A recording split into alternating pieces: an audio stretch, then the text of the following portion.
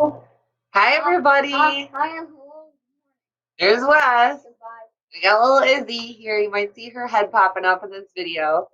So it's Friday, and I had mentioned that I was going to post some discussion questions on Friday. So I wanted to show you how to do that or where those are located. But I also wanted to talk to you about probably the number one question that I'm seeing through your survey responses, which is about our short stories. The question is, should we be working on it? Is there a due date? When is it due?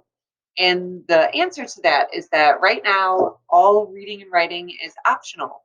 You can work on your story as an option, but there is currently no due date.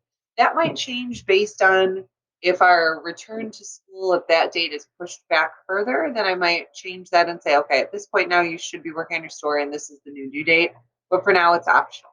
Any reading and writing that you do is good. You can be working on your story, but you don't need to. Also, I saw that some of you requested feedback for your short story, and I'm happy to do that. I'll work on that this weekend. Some of you explicitly said, do not look at my story. I'm not ready for you to look at it. It's a mess. And I'm happy to respect that as well. And some of you are in between. Or someplace in between. And that's fine also. So let's talk about the discussion questions in your in-Schoology and materials. Then the top folder is While We Are Out. Click on that. And I've added a subfolder at the bottom called Discussion Questions with today's date on it. And I've added 4 discussion questions. So you can answer all of them, you can answer one of them, you can answer none of them, or 2 or 3, whatever you prefer. So the top and bottom ones, I kind of sandwiched it. The top and bottom questions don't have to do with the short story of the week, which was called Examination Day. You can find that in commonlit.org. I described that on the 2nd or 3rd YouTube video.